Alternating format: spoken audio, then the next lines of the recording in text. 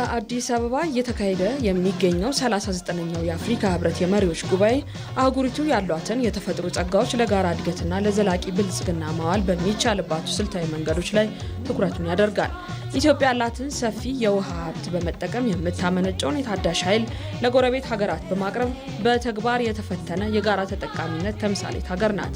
ይህ የኤሌክትሪክ ኃይል ትስስር የቀጠናውን ኢኮኖሚ ከማነቃቃት ባለፈ ለባህር በር ጥያቄዋ የምታቀርበው መሞገቻም በዚሁ የጋራ ተጠቃሚነት መሪ ላይ የተመሰረተ መሆኑን ማሳያ ተደርጎ ይወሰዳል። የዘንድሮ የአፍሪካ ህብረት አጀንዳ ዘላቂ የውሃ አቅርቦትና ደህንነቱ የተጠበቀ የንጽህና አጠባበቅ ስርዓቶችን ማረጋገጥን መርህ አድርጎ መካሄዱ የኢትዮጵያን የባህር በር ጥያቄ አግባብነትም ይበልጥ ጎልቶ እንዲታይ አድርጎታል።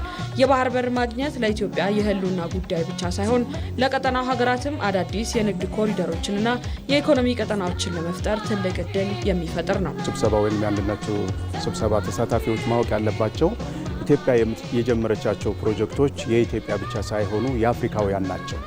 የአፍሪካውያን ናቸው ስንል ከብዙ አንግል ነው የምናየው። አንደኛ ለኩራታቸው መነሻ ነው። ሁለተኛ እነዚህ ሀገራት ኢትዮጵያን እንደ ናሙና እንደ ሞዴል በመጠቀም ሀገራቸው ላይ ያሉ ሀብቶችን ራሳቸው በራሳቸው ያለ ውጭ ጣልቃ ገብነት መተግበር እንደሚችሉ የሚያሳዩ ፕሮጀክቶች ናቸው።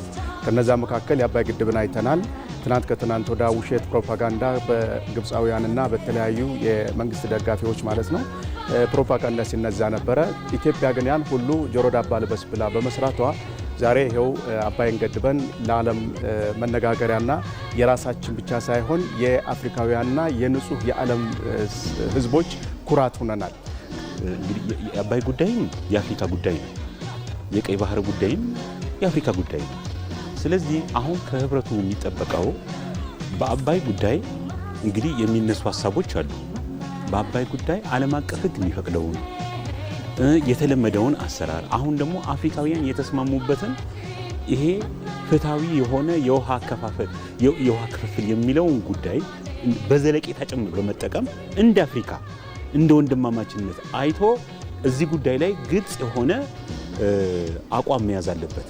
በተለይ አሁን ግብጽ የያዘችው አቋም ከአፍሪካ መርህም ከዓለም አቀፍ ህግም መርህ የወጣ ስለሆነ ምክንያቱም ጥያቄው በጣም የሞተ የቅኝ ግዛት ጥያቄ ነው። ሀገራት በጋራ በሚያለሟቸው ወደቦች አማካኝነት የአህጉሪቱን የተፈጥሮ ሀብት በጋራ ለዓለም ገበያ ማቅረብ የሚቻልበት እድል መኖሩም በጉባኤ መድረኮች ላይ ተነስቷል። ይህም ኢትዮጵያ የምታነሳው ጥያቄ ከግል ጥቅም ይልቅ ቀጠናዊ ትስስርን ወደ ላቀ ደረጃ የሚያሸጋግር መሆኑን ያሳያል። በመሆኑም የአፍሪካ ህብረት የኢትዮጵያን የባህር በር ጥያቄ እንደ አንድ የፍትሃዊ ሀብት አጠቃቀምና የፓን አፍሪካኒዝም ማሳያ አድርጎ ሊመለከተው እንደሚገባ ተጠቁሟል። ህብረቱ ይህ የባህር በር ፍላጎት በሰላማዊና በዲፕሎማሲያዊ መንገድ በስኬት እንዲጠናቀቅ አስፈላጊውን ድጋፍ ሊያጠናክር እንደሚገባም ተመላክቷል።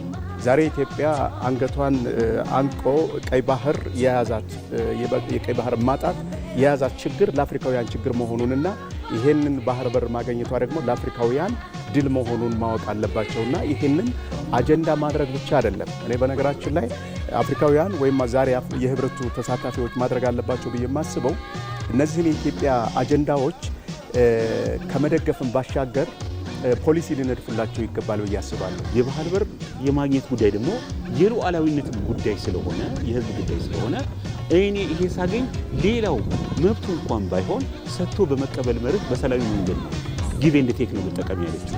ከዚህ አንጻር ኢትዮጵያ ማድረግ የምትችለው ብዙ በርካታ ፖሲቢሊቲዎችን በዓለምም በአፍሪካም የተሞከሩትን አቅርባለች አይደለ እንዴ? ይሄ ስዋምፕ ይባላል። መሬት ሰጥቶ የባህር በር ማግኘት ይቻላል።